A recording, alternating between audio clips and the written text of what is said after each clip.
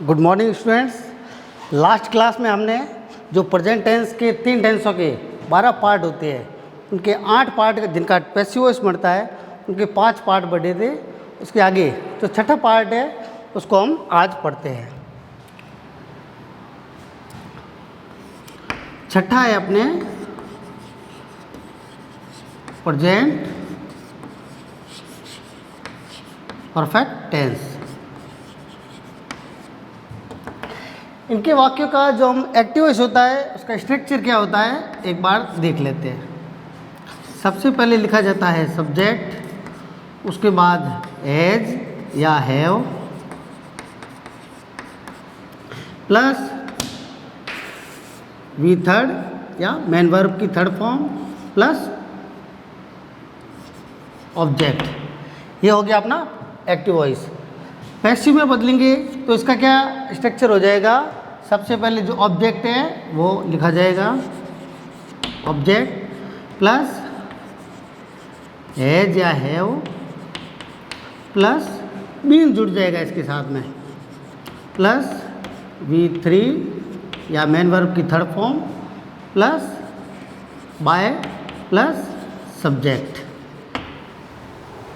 एक बार वापस देख लेते हैं। प्रेजेंट परफेक्ट टेंस आज करने जा रही है। इसका एक्टिव वॉइस होगा, उसमें सबसे पहले लिखा जाएगा सब्जेक्ट, उसके बाद में होगा हेल्पिंग वर्ब एज या हैव, उसके बाद मेन वर्ब की थर्ड फॉर्म का प्रयोग होता है और सबसे लास्ट में ऑब्जेक्ट लिखा जाता है। इसी का पैसिव में जब हम बदलेंगे तो सबसे पहले जो एक्टिव वॉइस का ऑब्जेक्ट है उसको लिखा जाएगा। उसके अकॉर्डिंग मतलब अगर अपना ये जो सिंगुलर हो तो सिंगुलर की हेल्पिंग वर्ब और प्लूरल सब्जेक्ट हो तो उसकी जगह उसकी हेल्पिंग वर्ब, उसके साथ में बीन जुड़ जाएगा, मेन वर्ब की थर्ड फॉर्म का प्रयोग किया जाएगा। फिर जो सब्जेक्ट है उसको बाई से जोड़ा जाएगा। कैसे होते हैं इसका एग्जाम्पल देखते हैं अपन।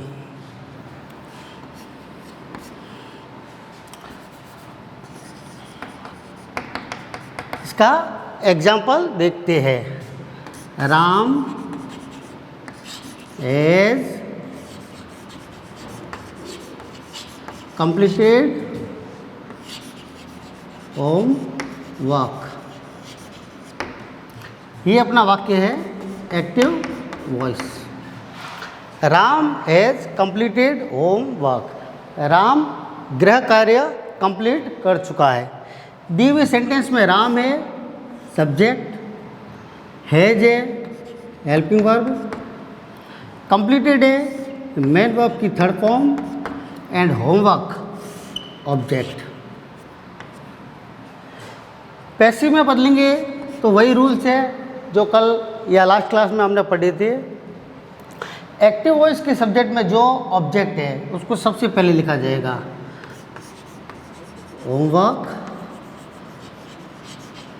चूँकि सब्जेक्ट है वो सिंगुलर पर्सन है इसलिए उसके अकॉर्डिंग हैज या हैव में से किसका प्रयोग होगा, हैज का। एज बीन जुड़ जाएगा साथ में, कंप्लीटेड थर्ड फॉर्म है। ये किसके द्वारा किया गया है, राम के द्वारा, तो बाय राम। ये अपना हो गया पैसिव वॉइस। एक उदाहरण और देखते हैं। देखिए स्टूडेंट्स, सी एज संग मैनी सॉन्ग्स। दिया हुआ सेंटेंस है एक्टिव वॉइस में। सी हैज़ संग मैनी सॉन्ग्स। वह बहुत से गाने गा चुकी है। इसका पैसिव वॉइस बदलेंगे। देखो इस सेंटेंस में सी क्या है, सब्जेक्ट, हैज है हेल्पिंग वर्ब, संग है मेन वर्ब, मैनी सॉन्ग्स है ऑब्जेक्ट। इसको पैसिव में बदलेंगे तब देखते हैं क्या होगा। मैनी सॉन्ग्स, चूँकि ये प्लूरल सब्जेक्ट है इसलिए हैव साथ में भी जुड़ जाएगा। संग थर्ड फॉर्म है बाय सी, वो किस में बदल जाता है? हर में।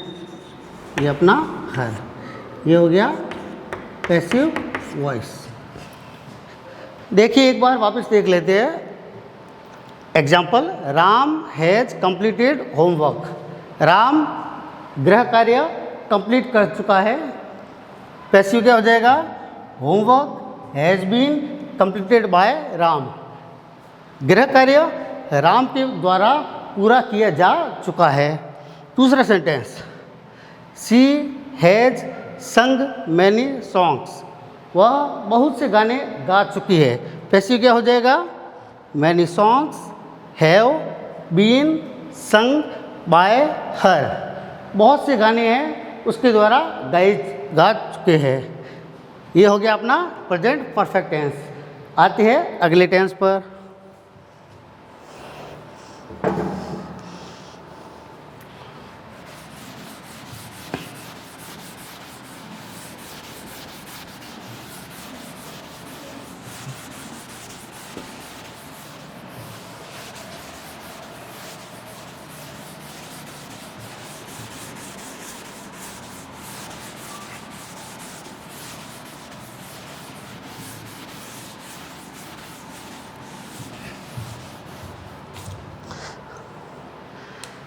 अगला अपना टेंस है पास्ट परफेक्ट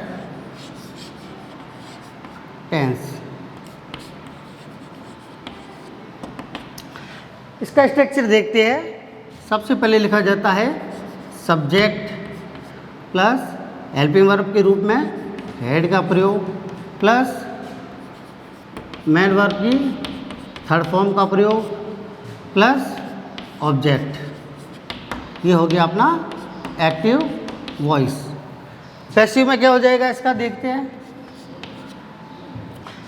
सबसे पहले लिखा जाएगा object plus had plus been plus main verb की third form plus by and last में आ जाएगा सब्जेक्ट। ये हो गया अपना passive voice.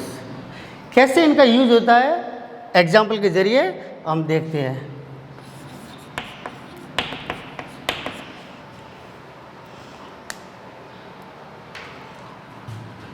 You had built new home. ये है अपना सेंटेंस एक्टिव वॉइस में। देखिए दिए हुए वाक्य में you subject, had helping verb, built main verb, new home अपने object. You had built new home. तुम नया घर बना चुके थे। इसका पैसिव वॉइस क्या हो जाएगा? न्यू होम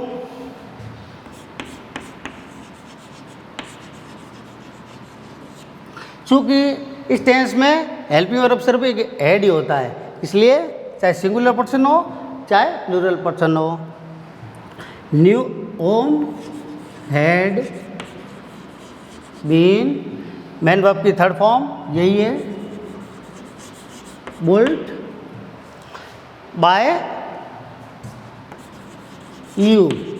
आपको बता चुका हूँ यू है वो परिवर्तित नहीं होता है। ये हो गया अपना पैसिव वॉइस। एक और उदाहरण देखते हैं।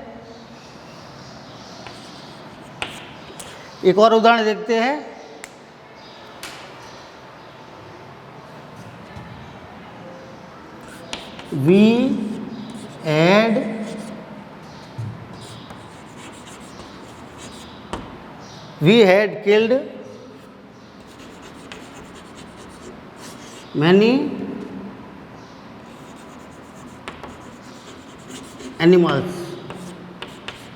Active voice. ये वाक्य है एक्टिव वॉइस का। Subject we had helping verb, killed है अपने main verb and many animals है ऑब्जेक्ट। पैसिव क्या हो जाएगा?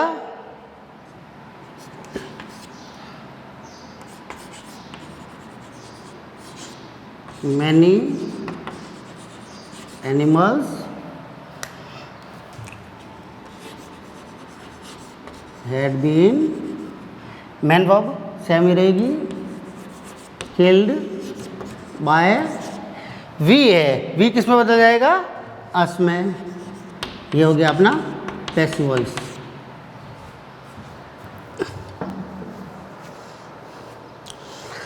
एक बार वापस इन उदाहरण को देख लेते हैं। ये जो टेंस है इसका नाम है past perfect tense. Active voice में इसकी वाक्य रचना होती है, स्ट्रक्चर होता है। सबसे पहले लिखा जाता है सब्जेक्ट, उसके अनुसार हेल्पिंग वर्ब के रूप में हैड का प्रयोग, मेन वर्ब की थर्ड फॉर्म प्लस ऑब्जेक्ट। इसका पैसिव में बदलेंगे तो एक्टिव वॉइस का जो ऑब्जेक्ट है उसको सबसे पहले लिखा जाएगा, उसके अकॉर्डिंग हेल्पिंग वर्ब का प्रयोग किया जाएगा, प्लस बीन जुड़ता है। तीनों अपन टेंस करेंगे, present perfect tense, past perfect tense and future perfect tense. इनके पैसिव जब हम बदलेंगे तो उनके हेल्पिंग वर्ब के बाद में बीन का प्रयोग होता है, थोड़ा ये ध्यान रखना। उसके बाद मेन वर्ब की थर्ड फॉर्म का प्रयोग प्लस जो सब्जेक्ट है वो बाई के साथ में जुड़ जाएगा। एग्जाम्पल देखते हैं, you had built new home, तुम नया घर बना चुके थे। पैसिव क्या हो जाएगा? New home had been built by you, नया घर तुम्हारे द्वारा बनाया जा चुका था।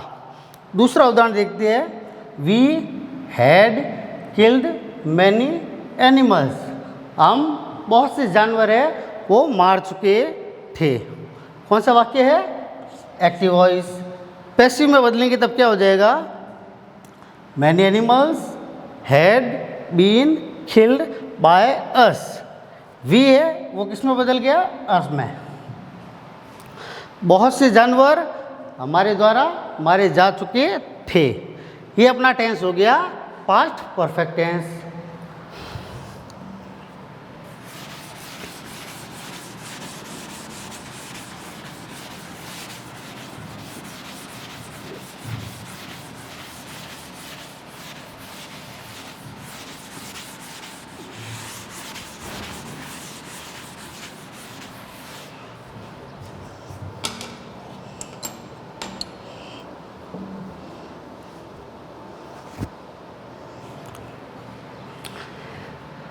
अंतिम टेंस है अपना, उसे कहते हैं फ्यूचर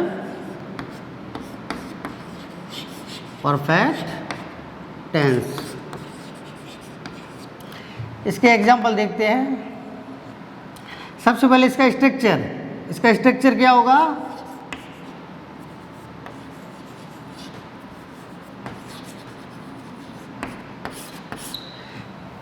फ्यूचर परफेक्ट टेंस का स्ट्रक्चर हम लिखते हैं सबसे पहले एक्टिव वॉइस में। क्या लिखा जाएगा? सबसे पहले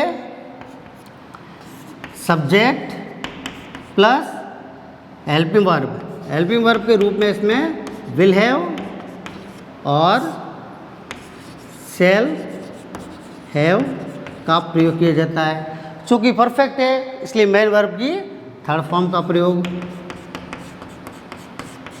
प्लस ऑब्जेक्ट। ये सेंटेंस हो गया आपने एक्टिव वॉइस का। इसको पैसिव में बदलेंगे तो क्या हो जाएगा? वही रूल्स है, एक्टिव वॉइस के ऑब्जेक्ट को सबसे पहले लिखा जाएगा, ऑब्जेक्ट प्लस सब्जेक्ट के अकॉर्डिंग हेल्पिंग वर्ब का प्रयोग विल हैव या shall have.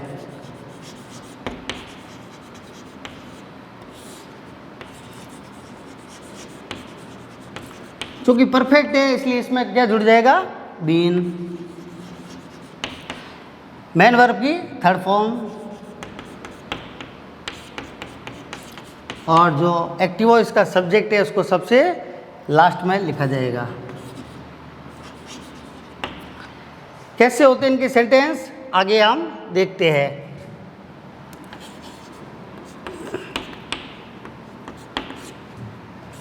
Rohan will have sent a message। ये है एक्टिव वॉइस का सेंटेंस। देखिए एक बार, Rohan will have sent a message. Rohan एक मैसेज सेंड कर चुका होगा या भेज चुका होगा। इस वाक्य में रोहन क्या है? सब्जेक्ट। विल हैव क्या है? Helping verb. Sent main verb की थर्ड फॉर्म। और अ मैसेज क्या है? ऑब्जेक्ट। इसको पैसिव में बदलेंगे तब क्या हो जाएगा, देखते हैं। ऑब्जेक्ट क्या है? A message.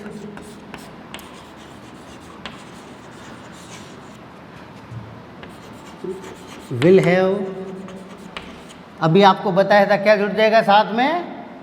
Been sent by Rohan. ये हो गया अपना पैसिव वॉइस। एक और उदाहरण देखते हैं।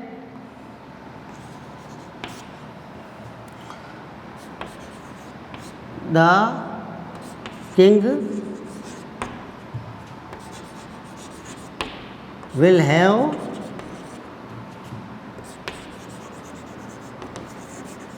Punished me. ये वाक्य है एक्टिव वॉइस का। वापस देखिए एक बार, the king will have punished me. राजा मुझे सजा दे चुका होगा। इस वाक्य में द किंग क्या है? सब्जेक्ट। विल हैव क्या है? Helping verb. पनिश्ड क्या है? Main verb. And me object. इसको पैसिव में बदलेंगे तो क्या होगा? मी है वो सब्जेक्ट जब बन जाता है तो आई में। क्योंकि यह फ्यूचर परफेक्ट टेंस में आपको पता ही है हेल्पिंग वर्ब के रूप में विल और शैल का प्रयोग किया जाता है पूरे फ्यूचर में। लेकिन शैल का प्रयोग सिर्फ आई और वी के साथ होता है, बाकी जो भी सब्जेक्ट हो उसके साथ में विल का प्रयोग होता है। तो यहाँ पर हम जो थर्ड फॉर्म का प्रयोग कर रहे हैं इसमें विल हैव का प्रयोग होता है। तो विल है क्या हो जाएगा? आई के साथ में क्या आ जाएगा? आई शैल हैव बीन पनिश्ड, जो ऑलरेडी थर्ड फॉर्म ही है। Punished by the king. ये हो गया अपना पैसिव वॉइस। एक बार वापस इनको देख लेते हैं। अंतिम अपना टेंस है फ्यूचर परफेक्ट टेंस। इसका स्ट्रक्चर क्या है? एक्टिव वॉइस में सबसे पहले लिखा जाएगा सब्जेक्ट, उसके बाद में विल हैव शैल हैव। अगर अपना सब्जेक्ट आई और वी है तो ही शैल हैव का प्रयोग होगा, बाकी सभी सब्जेक्ट्स के साथ में विल हैव का प्रयोग होता है। फिर मेन वर्ब की थर्ड फॉर्म का प्रयोग होता है। फिर ऑब्जेक्ट। इसका पैसिव में बदलेंगे तब क्या हो जाएगा? जो ऑब्जेक्ट है उसको सब्जेक्ट की जगह लिखेंगे, उसके अकॉर्डिंग हेल्पिंग वर्ब का प्रयोग करेंगे, या विल हैव या शैल हैव। प्लस इसमें क्या जुड़ जाएगा? बीन जुड़ जाएगा। प्लस मेन वर्ब की third form plus subject. Example देखते हैं। Rohan will have sent a message. Rohan एक मैसेज या एक संदेश भेज चुका होगा। पैसिव क्या हो जाएगा? अ मैसेज विल हैव, या विल हैव इसलिए आया है क्योंकि इस टेंस का ये रूल्स है, आई और वी अगर सब्जेक्ट में हो तो ही शैल का प्रयोग होते हैं, बाकी सभी के साथ में विल का ही। तो क्या हो जाएगा? A message will have been जुड़ गया साथ में, सेंट बाय रोहन। रोहन यहाँ आया इसलिए आया है बिकॉज रोहन एक्टिव वॉइस के वाक्य में सब्जेक्ट है। दूसरा उदाहरण है, the king will have punished me. राजा मुझे सजा दे चुका होगा। इसका पैसिव वॉइस क्या हो जाएगा? आई शैल हैव। अभी जैसा आपको मैंने बताया था, सब्जेक्ट में अगर आई और वी हो तो ही शैल का प्रयोग होगा, बाकी सभी के साथ में विल का प्रयोग होता है। तो देखिए, I shall have been punished by the king. ये अपना फ्यूचर परफेक्ट टेंस। तो लास्ट क्लास में और इस क्लास में हमने जो इंग्लिश में 3 टेंस होती है उनके जो 12 पार्ट होते हैं, 12 पार्ट में जिन 8 टेंसों का पैसिव वॉइस बनता है वो पढ़ा है। नेक्स्ट क्लास में हम अगला टॉपिक लेंगे। थैंक्स।